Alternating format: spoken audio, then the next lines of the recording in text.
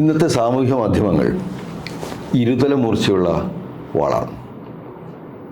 സാമൂഹ്യ മാധ്യമങ്ങളിലൂടെ ഏറ്റവും പ്രസക്തമായ കാര്യങ്ങളും എന്നാൽ ഏറ്റവും നീചമായ കാര്യങ്ങളും വന്നുകൊണ്ടിരിക്കുന്നു. ഈ തെറ്റുകൾക്കും ശരികൾക്കും ഇടയിൽ ഇതിലെ ഒരു മധ്യരേഖ ഏതാണ് എന്നുള്ളതാണ് ഇന്നലെ ശ്രീ ബോബി ചെമ്മണ്ണൂരിൻ്റെ അറസ്റ്റോടുകൂടി നമ്മൾ അന്വേഷിക്കേണ്ടത്. വ്യക്തിഹത്യ സാമൂഹ്യ മാധ്യമങ്ങളിലൂടെ വളരെയധികം നടന്നു വരുന്നു. പ്രത്യേകിച്ച് സ്ത്രീകളോട് അവർ അഭിനേത്രിമാരും അതുപോലെ പൊതുരംഗത്ത് നിൽക്കുന്നവരായിട്ടുള്ള സ്ത്രീകളെ പറ്റി വളരെ മോശമായ കമൻറ്റുകൾ ഇടുകയും എന്നിട്ട് മറഞ്ഞു നിൽക്കുകയും ചെയ്യുന്ന ഒരു പ്രവണത ഇപ്പോൾ ധാരാളമായിട്ട് കണ്ടുവരുന്നുണ്ട്. അപ്പോൾ ഇപ്പോൾ മകുട ഉദാഹരണമാണ് ഇപ്പോൾ ഈ ബോബി ചെമ്മണ്ണൂർ അറസ്റ്റിലൂടെ സംഭവിച്ചിരിക്കുന്നത്.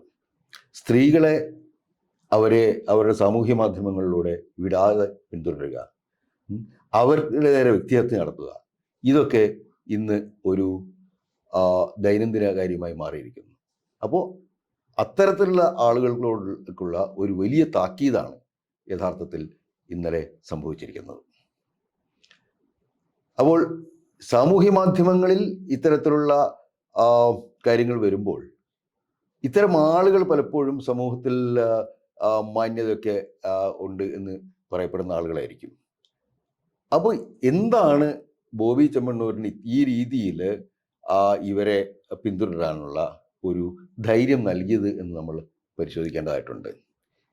ഇപ്പോൾ നമുക്കറിയാം, കുറേ കാലമായിട്ട് പല ഈ നമ്മുടെ വാർത്താ മാധ്യമങ്ങളിൽ നിറഞ്ഞു നിൽക്കുന്ന ഒരു വ്യക്തിയായിരുന്നു ബോബി ചെമ്മണ്ണൂർ. അപ്പോൾ ഇത് ഒരു ആദ്യത്തെ സംഭവമല്ല, ധാരാളം മറ്റു സംഭവങ്ങൾ നേരത്തെ തന്നെ ഇത്തരത്തിലുള്ള വളരെ മോശമായിട്ടുള്ള പരാമർശങ്ങൾ സ്ഥിരമായി നടത്തിക്കൊണ്ടിരിക്കാനുണ്ടായിരുന്നു. പക്ഷെ അതിനൊക്കെ നേരെ നമ്മുടെ മാധ്യമങ്ങൾ കണ്ണടക്കുകയായിരുന്നു. ഇപ്പോൾ എന്താണ് യഥാർത്ഥത്തിൽ ഈ ബോബി ചെമ്മണ്ണൂരിനെ ഇത്രയും കാലം ഈ കാര്യങ്ങളെല്ലാം തന്നെ മാധ്യമങ്ങൾ നിശബ്ദത പാലിച്ചു? ഈ മാധ്യമങ്ങൾ പൊതുവെ നമുക്കറിയാം, നമ്മുടെ മാധ്യമങ്ങളുടെ സംസ്കാരം ശരിക്കും പറഞ്ഞാൽ സാമൂഹ്യമായ വിപത്ത് ഉണ്ടാക്കുന്ന ആൾക്കാരെ തീർച്ചയായിട്ടും മാധ്യമങ്ങൾ ആ രീതിയിൽ തന്നെയാണ് കേരളത്തിലും മറ്റെല്ലായിടത്തും കൈകാര്യം ചെയ്തിരുന്നത്. പക്ഷേ ഈ സോഷ്യൽ മീഡിയയുടെ കാലത്ത്, അല്ലെങ്കിൽ കഴിഞ്ഞ 30 വർഷം മുമ്പ് ടെലിവിഷൻ വന്നതിന് ശേഷം പലപ്പോഴും ഈ പറയുന്ന സാമൂഹ്യ വിരുദ്ധരെ വേണ്ട തരത്തിൽ മനസ്സിലാക്കി ആ രീതിയിൽ മാധ്യമങ്ങളിലൂടെ അവർക്ക് അവസരം കൊടുക്കുന്ന ഒരു രീതി പലപ്പോഴും കുറഞ്ഞു വരുന്നതായിട്ടാണ് എനിക്ക് തോന്നിയിട്ടുള്ളത്. കാരണം ഇപ്പോൾ അച്ചടി മാധ്യമങ്ങൾക്ക് സ്വാധീനം ഇപ്പോഴും ഉണ്ട്. പക്ഷെ എന്നാൽ പോലും അച്ചടി മാധ്യമങ്ങൾ മാത്രം ഉണ്ടായിരുന്ന ഒരു കാലത്ത് പലപ്പോഴും സാമൂഹ്യ വിരുദ്ധ നിലപാടെടുക്കുന്ന ആൾക്കാർക്ക് അതിനകത്തിലുള്ള ഇടം വളരെ കുറവായിരുന്നു. അപ്പോൾ അത് പലപ്പോഴും അതിൻ്റെ എഡിറ്റോറിയൽ ബോർഡ് അങ്ങനെയുള്ള ആൾക്കാരെ കൃത്യമായ രീതിയിൽ നിരീക്ഷിച്ച് ആ രീതിയിൽ അവർക്കെതിരായിട്ടുള്ള ഒരു നിലപാട് സ്വീകരിച്ചിരുന്നു. പക്ഷേ കഴിഞ്ഞ 30 വർഷത്തെ ടെലിവിഷൻ കാലത്ത് പലപ്പോഴും മൂലധനത്തിൻ്റെ ഒരു സ്വാധീനം, അല്ലെങ്കിൽ മൂലധനത്തിൻ്റെ ഒരു ആകർഷണം പലപ്പോഴും ടെലിവിഷൻ മാധ്യമങ്ങളെ ബാധിച്ചിട്ടുണ്ട്. അതിൻ്റെ അടിസ്ഥാനത്തിൽ പലപ്പോഴും സാമൂഹ്യ വിരുദ്ധ നിലപാടുകളുള്ള പലരും ഈ ടെലിവിഷൻ്റെ സമയം അവർക്ക് സ്വന്തമായിട്ട് കിട്ടുകയും അവർക്ക് സമൂഹത്തിൽ കൃത്യമായ രീതിയിലുള്ള ഒരു ഇമേജ് സൃഷ്ടിക്കാനുമുള്ള അവസരം പലപ്പോഴും പല സന്ദർഭങ്ങളിലും പലർക്കും കിട്ടിയിട്ടുണ്ട്. അതിലൊരാളാണ് ഈ ബോച്ചെ എന്ന് കേരളത്തിൽ അറിയപ്പെടുന്ന ഈ ബോബി ചെമ്മണ്ണൂർ. അപ്പോൾ അദ്ദേഹത്തിൻ്റെ വ്യക്തിപരമായ ജീവിതത്തെക്കുറിച്ച് നമ്മൾ ചർച്ച ചെയ്യേണ്ട ആവശ്യമില്ല. പക്ഷേ അദ്ദേഹത്തോട് കേരളത്തിൻ്റെ പൊതുസമൂഹത്തിൽ വളരെ കൃത്യമായ രീതിയിലുള്ള നിലപാട് സ്വീകരിക്കേണ്ട സന്ദർഭങ്ങൾ പലപ്പോഴും ഉണ്ടായിട്ടുണ്ട്. ഇപ്പോൾ ഈ ഹണി റോസിനെതിരായിട്ട് ബോബി ചെമ്മണ്ണൂർ നടത്തിയെന്ന് പറയുന്ന പരാമർശങ്ങൾ ഒരർത്ഥത്തിലും ശരിക്കും പറഞ്ഞു കഴിഞ്ഞാൽ കേരളത്തിലെ ഒരു സാംസ്കാരിക അന്തരീക്ഷത്തിൽ പ്രോത്സാഹിപ്പിക്കപ്പെടേണ്ട ഒന്നല്ല.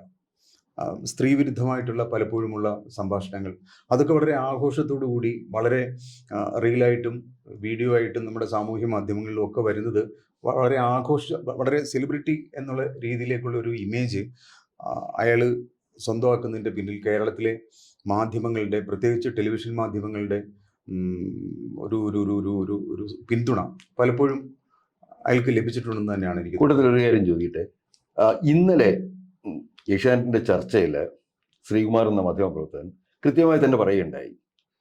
നമ്മുടെ കേരള സമൂഹ മനസാക്ഷിയുടെ കൂടെ ഒപ്പം എന്നും നടന്നിട്ടുള്ള ആളാണ് സഖാവ് VS അച്യുതാനന്ദൻ. അദ്ദേഹം ബോബി ചെമ്മണ്ണൂരെതിരെ ഒരു പരാമർശം നടത്തിയപ്പോൾ, പത്രസമ്മേളനത്തിൽ നടത്തിക്കൊണ്ടിരുന്നപ്പോൾ, അപ്പോൾ തന്നെ ലൈവ് എല്ലാം തന്നെ എല്ലാ ചാനലുകളും ലൈവ് ഇല്ലാതായി എന്നൊരു പരാമർശം ഇന്നലെ ശ്രീകുമാർ നടത്തുകയുണ്ടായി. അപ്പോൾ ഇത് നമുക്ക് ഇത്തരത്തിലുള്ള ആളുകൾക്ക് അവരുടെ പരസ്യങ്ങൾക്ക് ഈ നമ്മുടെ മാധ്യമങ്ങളിൽ, പ്രത്യേകിച്ച് ദൃശ്യമാധ്യമങ്ങളിൽ കിട്ടുന്ന സ്വീകാര്യതയല്ലേ നമ്മൾ കാണേണ്ടത്. അതിനകത്തിൽ ഈ ചർച്ചയിൽ ശ്രീകുമാർ അങ്ങനെ പറഞ്ഞപ്പോൾ സ്വാഭാവികമായിട്ടും ചാനലിൻ്റെതായിട്ടുള്ള നിലപാട് അവർ പറഞ്ഞിട്ടുണ്ടാവുമല്ലോ. അതെന്താണ് പറഞ്ഞത്? ഞാൻ ആ ചർച്ച കേട്ടില്ല. ചാനലിൻ്റെ നിലപാട് അവർ പറഞ്ഞത് ആ ദിവസം തന്നെ ഏഷ്യാനെറ്റ് ഇതിനെക്കുറിച്ചിട്ട് വൈകുന്നേരത്തെ ചർച്ച ഉണ്ടാവുകയും അതിൽ ബോബി ചെമ്മണ്ണൂർ അവിടെ നേരിട്ട് വന്നിട്ട് അദ്ദേഹത്തിനോട് പങ്കെടുക്കണമെന്ന് ആവശ്യപ്പെടുകയും പക്ഷെ അത് ചാനൽ അനുവദിക്കാതിരിക്കുകയും ആണ് ചെയ്തത് എന്നാണ് അതിനെ സംബന്ധിച്ചുള്ള എക്സ്പ്ലനേഷൻ ഏഷ്യാനെറ്റ് പറഞ്ഞത്. ഈ VSന്റെ പത്രസമ്മേളനത്തിൽ അങ്ങനെ പറഞ്ഞപ്പോൾ പിൻവലിച്ച കാര്യം നമുക്ക് കേരളത്തിലെല്ലാ പ്രേക്ഷകരും കണ്ട ഒരു കാര്യമാണ്. പക്ഷേ എൻ്റെ വ്യക്തിപരമായ അനുഭവം, ഈ കോവിഡ് കാലത്ത് ഈ പറയുന്ന ബോബി ചെമ്മണ്ണൂരിനെതിരായിട്ട് അയാളുടെ വ്യക്തിപരമായി അയാളെ ബാധിക്കുന്ന തരത്തിലുള്ള ചില വീഡിയോസ് സാമൂഹ്യ മാധ്യമങ്ങളിൽ പ്രത്യക്ഷപ്പെട്ടു. അതിനുശേഷം പൊതുവിൽ കേരളത്തിലെ അച്ചടി മാധ്യമങ്ങളും ടെലിവിഷൻ മാധ്യമങ്ങളും ബോബി ചെമ്മണ്ണൂരിനെ യാതൊരു തരത്തിലും അവർക്ക് അയാളുടെ പരിപാടികൾക്കോ അല്ലെങ്കിൽ യാതൊരു തരത്തിലും അയാളുടെ ഒരു വിഷ്വൽ പ്രസൻസ് നൽകാതിരുന്നൊരു സമയമുണ്ട്. ആ സമയത്തുണ്ടായ വ്യക്തിപരമായ ഒരു അനുഭവം എനിക്ക് നേരിട്ടറിയാവുന്ന ഒരു കാര്യമുണ്ട്. കോവിഡ് കാലത്താണ്. ആ സമയത്ത് പിന്നെ ഞാൻ അന്ന് ഏഷ്യാനെറ്റ് ന്യൂസിൽ ജോലി ചെയ്യുന്ന കാലമാണ്. അപ്പോൾ ആ സമയത്ത് ഭാഷയെക്കുറിച്ചൊരു പരിപാടി പ്ലാൻ ചെയ്യണം എന്നുള്ള രീതിയിൽ ചാനൽ തീരുമാനിക്കുന്നു. അതിനുവേണ്ടിയിട്ടുള്ള പ്രപ്പോസൽ നമ്മൾ പ്രോഗ്രാം വിഭാഗത്തിൽ നിന്നുണ്ടാക്കുന്നു. അന്ന് മാങ്ങാട്ട് രത്നാകരനുമൊക്കെ പ്രോഗ്രാം വിഭാഗത്തിലുണ്ട്. അപ്പോൾ ആ സമയത്ത് ഈ പിന്നെ മലയാള ഭാഷയെക്കുറിച്ചുള്ള പ്രോഗ്രാം അതിൻ്റെ ഒരു രൂപരേഖ ഉണ്ടായി കഴിയുമ്പോൾ അത് സ്പോൺസർ ചെയ്യുന്നത് ബോബി ചെമ്മണ്ണൂരാണെന്ന് ഞങ്ങൾ അറിയുന്നത്, ഇപ്പം ഞങ്ങളെപ്പോലെ പ്രോഗ്രാമിൽ ജോലി ചെയ്യുന്ന ആൾക്കാർ അറിയുന്നത് വളരെ വൈകിയാണ്. ആ സമയത്ത് ഞാൻ മനസ്സിലാക്കിയ ഒരു കാര്യം, ബോബി ചെമ്മണ്ണൂർ ആ വർഷം ഏതാണ്ട് 1.5 കോടി രൂപ മുടക്കിയിട്ട് ഈ ടെലിവിഷനിൽ ഒരു ടെലിവിഷൻ പ്രോഗ്രാം അയാൾ സ്പോൺസർ ചെയ്തിട്ട് വരാൻ ആഗ്രഹിക്കുന്നു. എങ്ങനെയുള്ള പ്രോഗ്രാം വേണമെന്നൊന്നും അയാൾക്ക് അതിനകത്തിൽ താല്പര്യമൊന്നുമില്ല. എങ്ങനെയുള്ള പ്രോഗ്രാം ആണെങ്കിലും അയാൾക്ക് ഏതാണ്ട് ഒരു 4-5 മിനിറ്റ് വിഷ്വൽ പ്രസൻസ് ഉണ്ടാവണം. ഇതാണ് ബോബി ചെമ്മണ്ണൂരിൻ്റെ ആഗ്രഹം. ആ രീതിയിൽ അയാൾ പലതരത്തിൽ പല ചാനലുകളെ സമീപിച്ചു. പക്ഷേ പല ചാനലുകളും അങ്ങനെ ഒരു പ്രോഗ്രാം ആ സമയത്ത് ബോബി ചെമ്മണ്ണൂരിൻ്റെ വിഷ്വൽ പ്രസൻസോടുകൂടി അവതരിപ്പിക്കാൻ ധൈര്യം കാണിച്ചില്ല. ആ സമയത്ത് സ്വാഭാവികമായിട്ടും കേരളത്തിലെ ഏറ്റവും പ്രമുഖമായ ചാനൽ എന്നുള്ള തരത്തിൽ ഏഷ്യാനെറ്റ് ന്യൂസിനെ അയാൾ സമീപിച്ചു. സ്വാഭാവികമായിട്ടും ഇങ്ങനൊരു പണം മുടക്കി ഒരു പ്രോഗ്രാം ചെയ്യാൻ ഒരാൾ തീരുമാനിക്കുമ്പോൾ സ്വാഭാവികമായിട്ടും അയാളുമായിട്ട് ബന്ധപ്പെട്ട ആൾക്കാരോ അതിൻ്റെ മാർക്കറ്റിംഗ് വിഭാഗത്തെയാണ് സമീപിക്കുക. അപ്പോൾ ഏഷ്യാനെറ്റ് ന്യൂസിൻ്റെ മാർക്കറ്റിംഗ് വിഭാഗത്തെ അയാൾ സമീപിച്ചു. അപ്പോൾ ഒരർത്ഥത്തിലും അങ്ങനെ ഒരു പ്രോഗ്രാം ബോബി ചെമ്മണ്ണൂരിനെ വെച്ച് ചെയ്യാൻ ഏഷ്യാനെറ്റ് ന്യൂസിൻ്റെ എത്തിക്സ് അനുവദിക്കുന്നില്ല. അങ്ങനെ ഒരിക്കലും ചെയ്യാൻ ഏഷ്യാനെറ്റിൻ്റെ എഡിറ്റോറിയൽ ബോർഡ് സമ്മതിക്കില്ല എന്നുള്ള ഒരു നിലപാടാണ് മാർക്കറ്റിംഗ് വിഭാഗം സ്വീകരിച്ചത്. പക്ഷേ ബുദ്ധിമാന്മാർക്ക് പലതും പലതരത്തിൽ ഓപ്പറേറ്റ് ചെയ്യാൻ കഴിയും എന്നുള്ളതിൻ്റെ ഏറ്റവും വലിയ ഉദാഹരണം, ആ പ്രോഗ്രാമൊക്കെ പ്ലാൻ ചെയ്തു. കേരളത്തിലെ ഏറ്റവും പ്രശസ്തരായിട്ടുള്ള സാംസ്കാരിക പ്രവർത്തകരും എഴുത്തുകാരും ഒക്കെ പങ്കെടുക്കുന്ന അതിൽ അനൂപ് കാനസാവായിട്ട് സംസാരിക്കുന്ന സമയത്ത് ഞാൻ ഉണ്ടായിരുന്നു. പ്രശസ്തരായ ആളുകളാണ് കേരളത്തിലെ ഏറ്റവും പ്രശസ്തരായിട്ടുള്ള ആൾക്കാർ എന്ന് പറഞ്ഞു കഴിഞ്ഞാൽ ഇപ്പം Sreekumaran Nambi sir, V Madhusudan Nair, PK Rajasekharan, VK Sreeraman, Rafeeq Ahmed, അങ്ങനെയുള്ള മലയാളത്തിലെ ഏറ്റവും പ്രശസ്തരായ ആൾക്കാരാണ് ആ പ്രോഗ്രാം അവതരിപ്പിച്ചിരുന്നത്. ആ പ്രോഗ്രാമിൻ്റെ പല സെഗ്മെൻറ്റുകളിൽ വന്നിരുന്നത് ഭാഷയും സാഹിത്യവും നന്നായിട്ട് അറിയുന്ന അല്ലെങ്കിൽ കേരളത്തിലെ ഏറ്റവും പ്രമുഖരായ ആൾക്കാരാണ്. ആ അർത്ഥത്തിൽ ഉള്ള ഒരു പ്രപ്പോസൽ തീരുമാനിച്ചു കഴിഞ്ഞിട്ട് അതിൻ്റെ ഒരു ടെലികാസ്റ്റ് തുടങ്ങുന്നതിന് തൊട്ട് മുമ്പുള്ള ഒരു മാസത്തിന് മുമ്പാണ് ഏഷ്യാനെറ്റിൻ്റെ മാർക്കറ്റിംഗ് വിഭാഗം head Shri Frank P Thomas എന്നെ വിളിച്ചു പറയുന്നു, 3-4 മിനിറ്റ്, ആദ്യം 5 മിനിറ്റാണെന്ന് പറഞ്ഞു, 5 മിനിറ്റെങ്കിലും ബോബി ചെമ്മണ്ണൂരിന് ഈ പ്രോഗ്രാമിൽ ഒരു പ്രോഗ്രാം അവതരിപ്പിക്കണം, അതിനുള്ള അവസരം കൊടുക്കണം എന്നോട് പറഞ്ഞു. അപ്പോൾ അന്ന് എനിക്കറിയാവുന്ന എൻ്റെ ഒരു മാധ്യമപരിചയം വെച്ച് എനിക്കറിയാവുന്ന ഒരു കാര്യം, ഒരു തരത്തിലും ബോബി ചെമ്മണ്ണൂരിനെ വെച്ചൊരു പ്രോഗ്രാം, ഭാഷയെക്കുറിച്ചൊരു പ്രോഗ്രാം ചെയ്യാൻ യാതൊരു തരത്തിലും സാധ്യമല്ല. കാരണം നമ്മളുടെ ഒരു എത്തിക്സ്, മാധ്യമ പരിചയം, നമ്മളുടെ ഒരു എത്തിക്സ് ഒരിക്കലും അത് അനുവദിക്കുന്നില്ല. ഞാൻ ആ കാര്യം അദ്ദേഹത്തോട് പറഞ്ഞു. അപ്പോൾ അദ്ദേഹം എന്നോട് പറഞ്ഞത്, കോവിഡ് കാലമാണ്, ബിസിനസ്സൊക്കെ വളരെ മോശമാണ്, അപ്പോൾ ഇത്രയും പണം നമ്മുടെ ചാനലിലേക്ക് വരേണ്ട ആവശ്യമുണ്ട്, അതുകൊണ്ട് തീർച്ചയായിട്ടും ബോബി ചെമ്മണ്ണൂരിനെ ഒരു 5 മിനിറ്റെങ്കിലും അദ്ദേഹത്തിന് ആ പ്രോഗ്രാമിൽ ഒരു വിഷ്വൽ പ്രസൻസ് അദ്ദേഹത്തിന് അവതരിപ്പിക്കാൻ ഒരു പ്രോഗ്രാം ചെയ്യണം. ഞാനത് പൂർണ്ണമായിട്ടും അത് പറ്റില്ല എന്ന് പറഞ്ഞു. പക്ഷേ സ്വാഭാവികമായിട്ടും ഒരു സ്ഥാപനത്തിൽ ജോലി ചെയ്യുമ്പോൾ ഇങ്ങനെ ഒരു ക്രൈസിസ് ഉണ്ട്, സാമ്പത്തികമായ പ്രശ്നമുണ്ട്, കോവിഡ് കാലമാണ്, ഇങ്ങനെയുള്ള നമ്മുടെ തൊഴിൽപരമായ ഒരു ഇടത്ത് അങ്ങനെ ഒരു ആവശ്യം പറഞ്ഞപ്പോൾ അതിൽ 100% വിയോജിച്ചുകൊണ്ട് തന്നെ ആ പ്രോഗ്രാം അങ്ങനെ ചെയ്തില്ലെങ്കിൽ അത് അത്രയും പണം നഷ്ടപ്പെടുമെന്ന് പറഞ്ഞപ്പോൾ മറ്റ് പലതരത്തിലുള്ള പ്രോഗ്രാം വിഭവമായിട്ട് ബന്ധപ്പെട്ട് മറ്റുള്ളവർ ബോബി ചെമ്മണ്ണൂരിനെ എങ്ങനെ ഉൾപ്പെടുത്താം എന്നുള്ളതിനെക്കുറിച്ച് ആലോചിച്ചപ്പോൾ ഏറ്റവും ഒരു മാധ്യമ ജീവിതത്തിലെ ഏറ്റവും ഇരുണ്ട അധ്യായം എന്ന് ഞാൻ തീർച്ചയായിട്ടും പറയുന്ന ഒരു കാര്യം, ഒരുപക്ഷെ ഇന്നാണെങ്കിൽ അങ്ങനെ ഒരു സ്ഥാപനത്തിൽ എന്നോട് പറഞ്ഞാൽ തീർച്ചയായിട്ടും ഞാനത് ചെയ്യില്ല. പക്ഷെ അന്ന് എൻ്റെ കൂടെ ഉണ്ടായിരുന്ന പല സുഹൃത്തുക്കളും അങ്ങനെ ഒരു അജിറ്റേഷനിലേക്ക് പോകണ്ട, സ്ഥാപനത്തിന് അത് ഗുണം ചെയ്യുന്നതല്ല എന്ന് പറഞ്ഞതുകൊണ്ട് മാത്രം ബോബി ചെമ്മണ്ണൂരിനെ ഒരു 3 മിനിറ്റുള്ള ഒരു ക്വിസ് പ്രോഗ്രാം അവതരിപ്പിക്കാൻ വേണ്ടിയിട്ട് തീരുമാനിച്ചു. മലയാളത്തിലെ ഏറ്റവും പ്രശസ്തമായ സാഹിത്യ ഗ്രന്ഥങ്ങളുമായി ബന്ധപ്പെട്ട ഒരു ക്വിസ് മത്സരമാണ് അതിൻ്റെ ഒരു സെഗ്മെൻ്റായിട്ട് ഞങ്ങൾ പ്ലാൻ ചെയ്തിരുന്നത്. അതിൻ്റെ അവതാരകനായിട്ട് ബോബി ചെമ്മണ്ണൂരിനെ വെക്കണം എന്ന് ബിസിനസ് ഹെഡ് പറഞ്ഞതനുസരിച്ച് അയാളെ കൊണ്ട് ചെയ്യിക്കേണ്ടി വന്നു. ഞങ്ങളത് പ്രേക്ഷകരത് കണ്ടതാണ്.